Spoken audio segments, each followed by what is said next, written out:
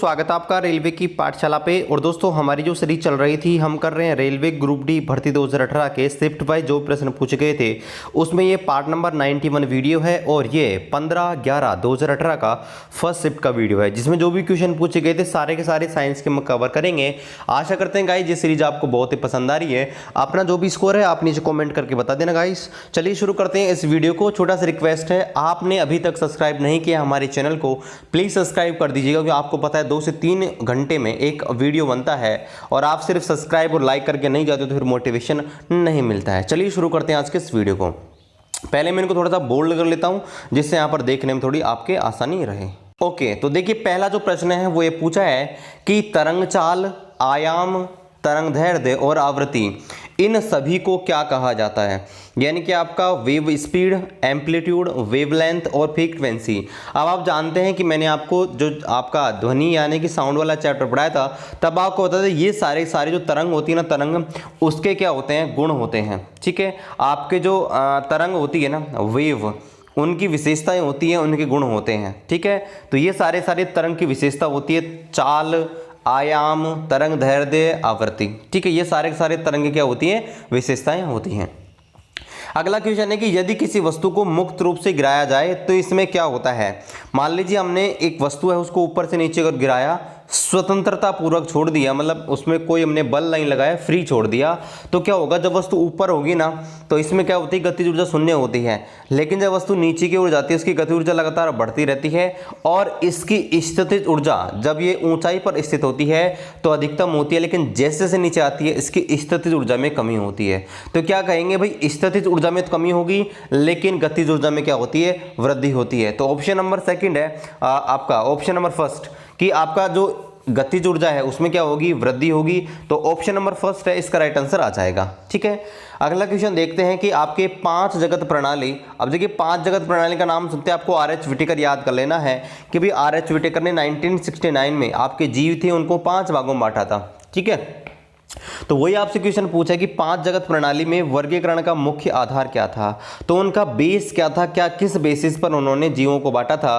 तो वहां पर आपने देखा होगा कि पोषण यानी कि न्यूट्रिशन के आधार पर जीवों को बांटा था। एक आपके होते हैं समपोषी, एक होते हैं विषमपोषी, यानी कि एक तो खुद अपने भोजन के लिए खुद बनाते से पेड़ पौधे, और दूसरे जो अपने भोजन के लिए दूसरों पर निर्भर होते हैं जैसे कि हम। ठीक है, तो उसके आधार पर आर.एच. व्हिटेकर ने आपके जीव थे उनको 5 भागों में बांटा था।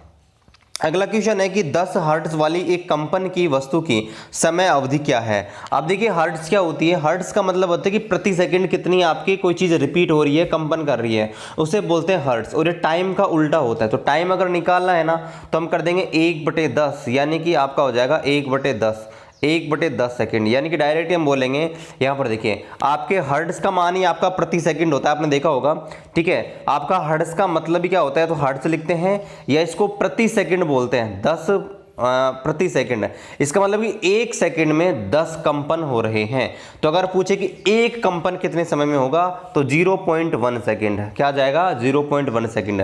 भाई प्रति सेकंड 10 कंपन हो रहे हैं, 10 हर्ट्ज का मतलब ये होता है, तो 1 सेकंड में कितने कंपन होंगे, वो मतलब एक कंपन होने में कितना टाइम मिलेगा आपका, 0.1 सेकंड। अगला क्वेश्चन है कि एक तत्व का परमाणु क्रमांक 17 है, तो इसकी आवर्त संख्या और वर्ग संख्या या आपका समूह संख्या कितनी है। तो देखिए इसकी आपके परमाणु क्रमांक 17 है ना, तो इसका इलेक्ट्रॉन विन्यास लिखते हैं 287। अब मैंने आपको बताया था इस प्रकार से इलेक्ट्रॉन विन्यास लिखेंगे। तो यहाँ पर देखिए 1 2 3, यहाँ पर टोटल गिनते हैं ना, ये आपके आती है हमेशा आपके पीरियड यानी कि आवर्त की संख्या। तो इसमें आवर्त जो हो गए, पीरियड हो गए, वो तो हो गए 3। ठीक है, ये पहला, दूसरा, तीसरा।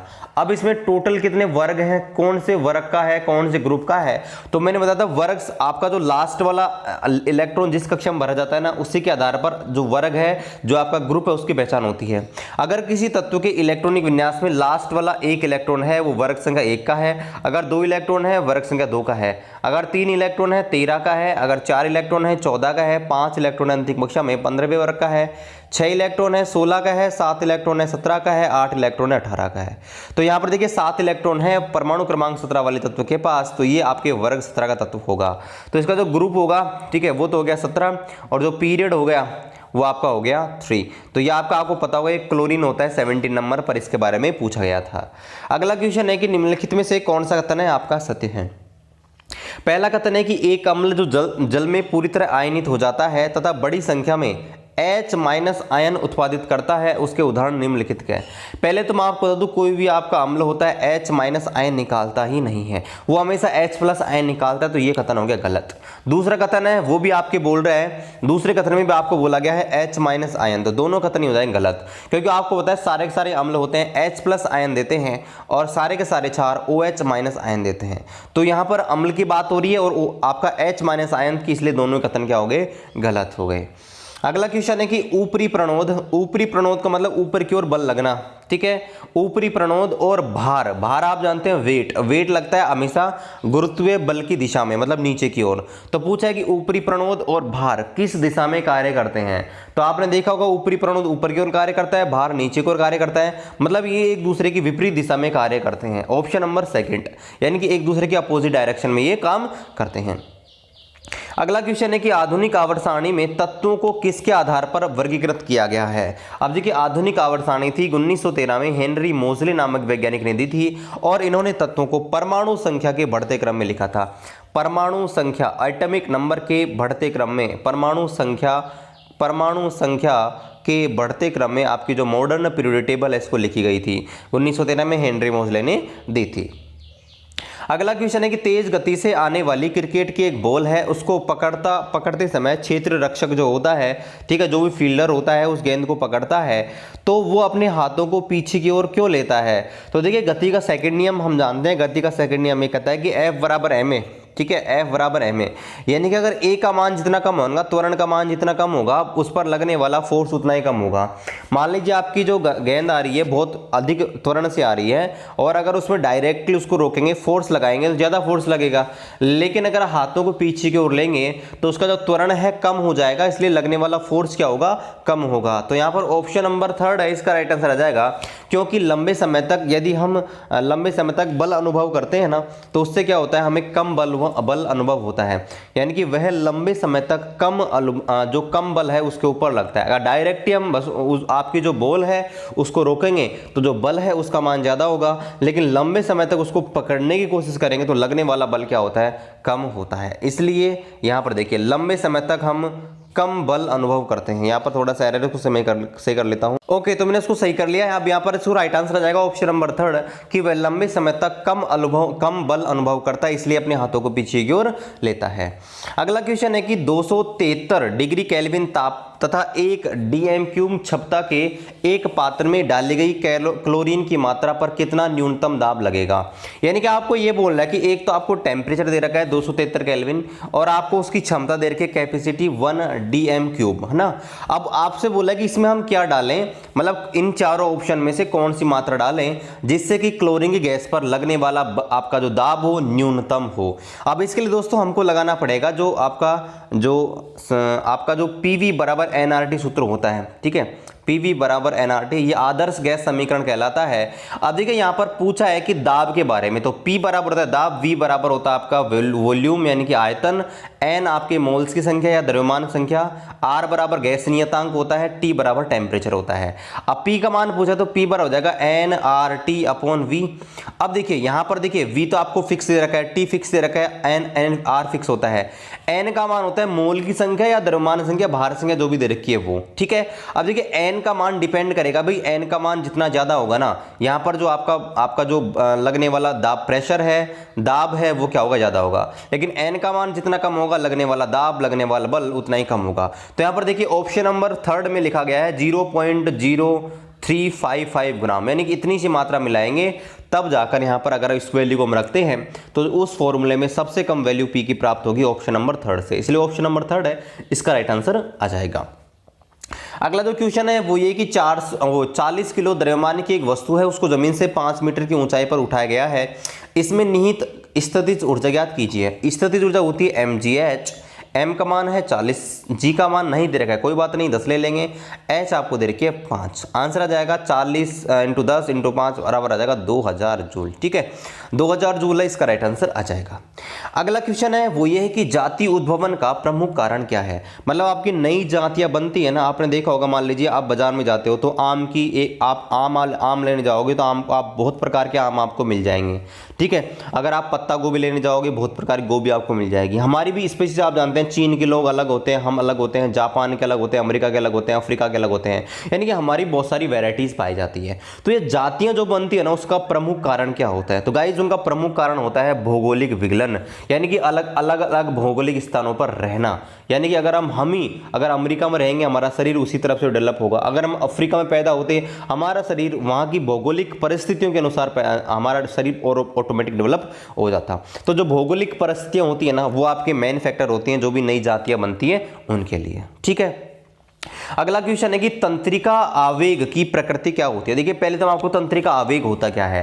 तंत्रिका आवेग हमारे शरीर में क्या होता है, मान लीजिए हमारे शरीर में कोई चोट लगी है तो हमको तुरंत पता लग जाता है कि भाई हमारे शरीर में चोट कहाँ पर लगी है। मतलब हमारा संकेत, हमारा जो दिमाग होता है ना वो संकेत भेजता है उस अंग तक, वो अंग वापिस मस्तिष्क तक मैसेज डालता है और वापिस जो मैसेज है हमारे जो आपका मस्तिष्क है उस आपके रिटर्न होकर वापिस आता है कि हमको क्या एक्शन लेना है। ठीक है, तो होता क्या है कि हमारे शरीर में बहुत सारी न्यूरॉन पाई जाती हैं और ये न्यूरॉन आपस में इंटरकनेक्ट होती हैं और इन्हीं के माध्यम से हमें संकेत मिलते हैं।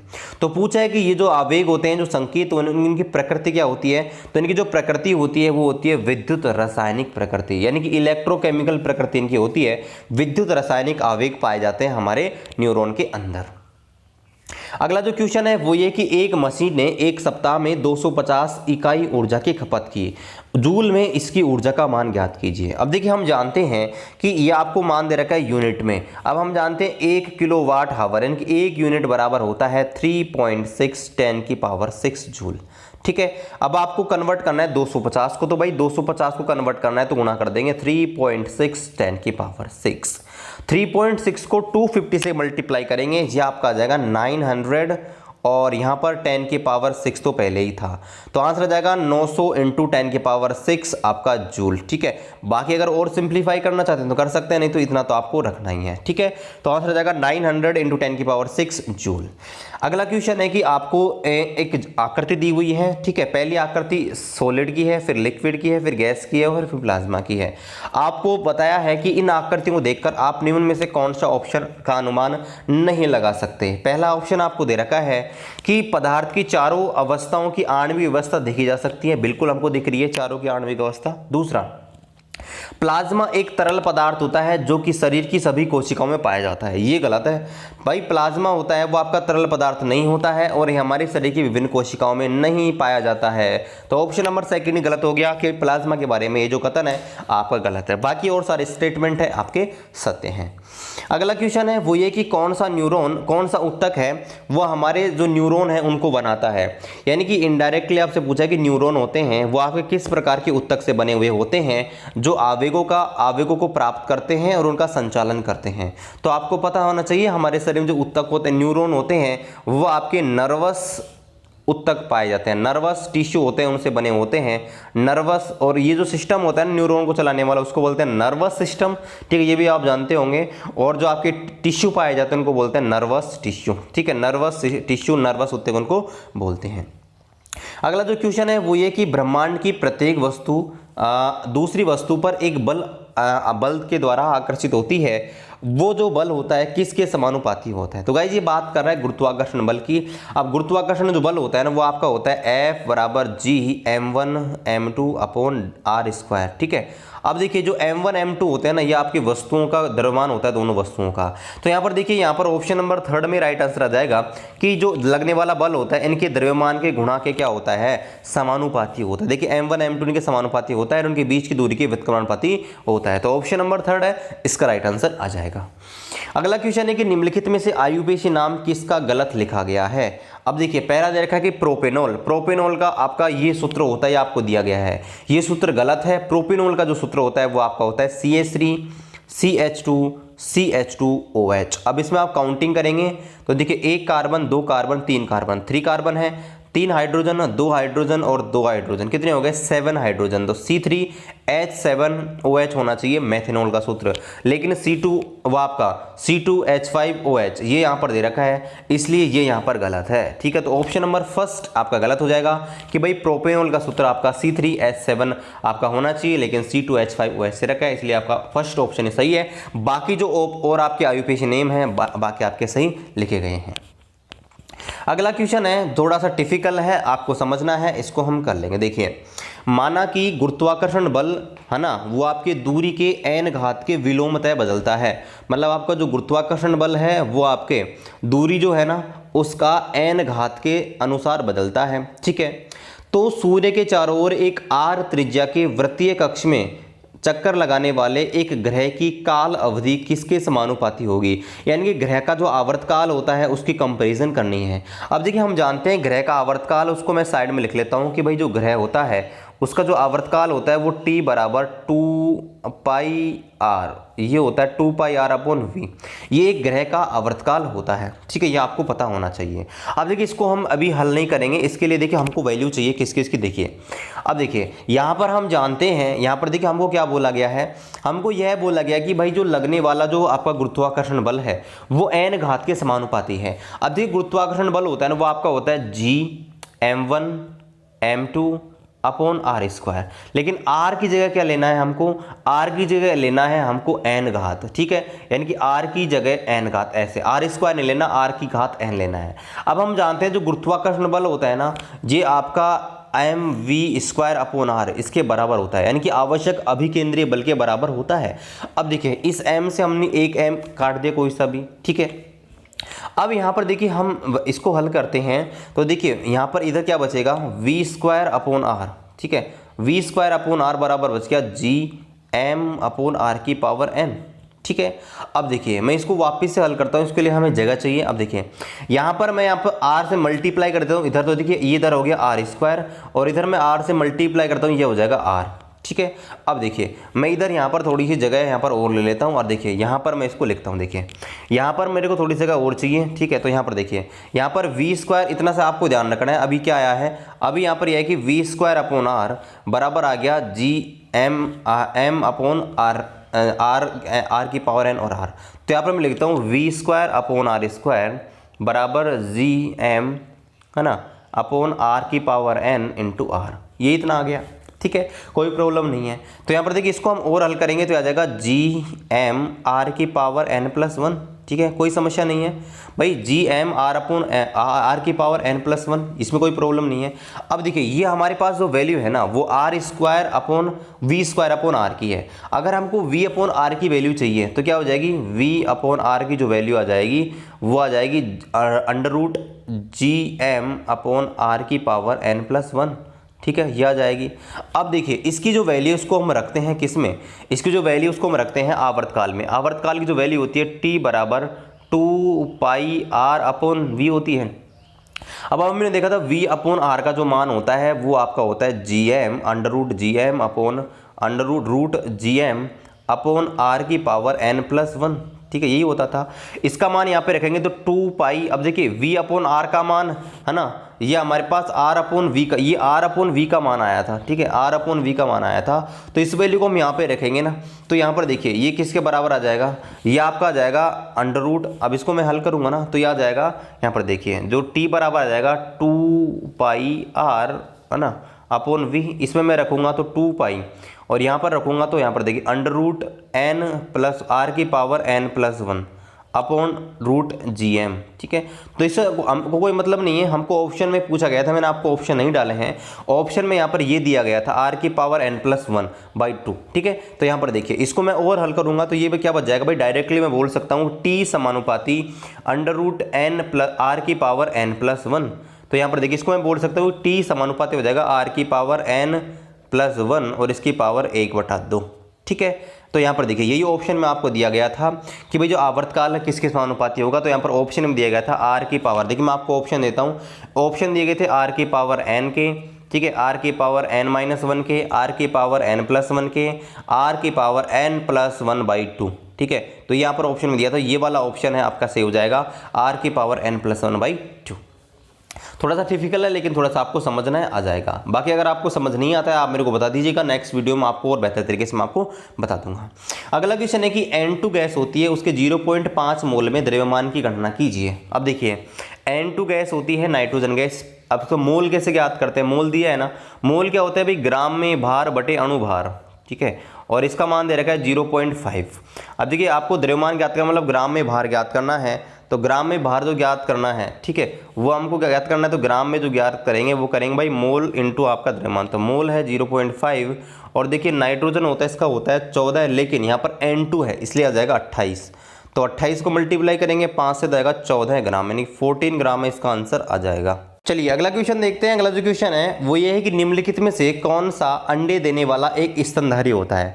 अब देखिए मैंने आपको बताया था भाई स्तनधारी जो होते हैं नॉर्मली सारे के सारे अंडे नहीं देते हैं, डायरेक्ट बच्चों को जन्म देते हैं।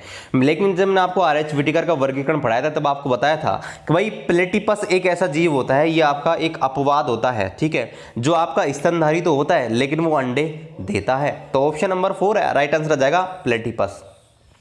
अगला जो क्वेश्चन है वो ये कि किसी भी पदार्थ पर आपके लोहा या स्टील है, जैसे मान लीजिए लोहा है या स्टील है, अगर उसके ऊपर जस्ते की या जिंक की परत चढ़ाते हैं तो इस प्रक्रिया को क्या बोला जाता है। तो आप जानते हैं इस प्रक्रिया को बोलते हैं यशद लेपन, ठीक है, या यशद लेपन या गैल्वनीकरण, ठीक है, गैल्वनीकरण या यशद लेपन इसको बोला जाता है। Option number 4। अगला जो क्वेश्चन है वो ये कि 11 ओम प्रतिरोध वाला एक तार है, अगर उसको दोगुना कर दिया जाए तो नया प्रतिरोध क्या होगा। तो डायरेक्ट आंसर आ जाएगा भाई 1/4 हो जाएगा पहले का। मैंने आपको बताया था अगर प्रश्न में ऐसा दिया गया भाई तार की लंबाई को दोगुना कर देंगे तब तो 4 गुना हो जाएगा, लेकिन डायरेक्ट बोला गया कि 2 गुना कर दिया जाए, ठीक है, 2 गुना कर दिया जाए, तो यानी कि मोटाई 2 गुनी की गई है, मतलब उसका अनुप्रस्थ काट क्षेत्रफल कर दिया 2 गुना, लंबाई ऑटोमेटिकली क्या हो जाएगी भाई आधी, अगर क्षेत्रफल 2 गुना करते हैं तो। अब R होता है R समानुपाती L/A, तो यहाँ पर रख दीजिए R समानुपाती L का मान हो जाएगा L/2 और A का मान हो जाएगा 2A, तो यानी देखिए R हो जाएगा पहले का 1/4। तो भाई आपका 11 में आप भाग लगा दे 4 का, है ना, हल कर लीजिएगा, इसमें आ जाएगा 2.75 के समथिंग आंसर आ जाएगा, आप देख लेना इसको, ठीक है, 2.75 ओम। अगला जो क्वेश्चन है वो ये कि एक विद्युत संकेत आपको दे रखा है, ये किसका है, विद्युत उपकरण आपको दे रखा है, ये जो संकेत बना रखा है ये किसका है। तो मैंने आपको पहले विद्युत वाला चैप्टर पढ़ाया था जब आपको सारे संकेत करा दिए जो पूछे जाते हैं वो। तो ये जो संकेत होता है वो आपका होता है धारा नियंत्रक का, ठीक है, या आपका धारा नियंत्रक, यानी कि आपका जो धारा आती है विद्युत धारा, इलेक्ट्रिसिटी कंट्रोलर, यहाँ पे स्ट्रीम कंट्रोलर लिखा है, ये गलत है, यहाँ पर आपको मैं इसको सही कर लेता हूँ, यानी करंट कंट्रोलर, यानी कि विद्युत धारा आती है ना, आपने देखा होगा रेगुलेटर भी इसको बोलते हैं, आपने देखा होगा पंखे आते हैं, पंखे की गति को कूलर गति को कम ज़्यादा करते हैं ना, तो वही होता है धारा नियंत्रक, ठीक है, इसको धारा नियंत्रक बोलते हैं। तो गाइस आज की वीडियो में इतना ही, अभी तक सब्सक्राइब नहीं किया सब्सक्राइब कर दीजिएगा, टेलीग्राम ग्रुप ज्वाइन नहीं किया, टेलीग्राम ग्रुप का लिंक डिस्क्रिप्शन पे है, बहुत सारे अपडेट आपको वहाँ पर मिलते रहते हैं, आप ज्वाइन कर लीजिएगा और दोस्तों के साथ अपनी इस वीडियो को शेयर कर दीजिएगा। चलिए मिलते हैं आपसे अगले वीडियो में, तब तक जय हिंद जय भारत।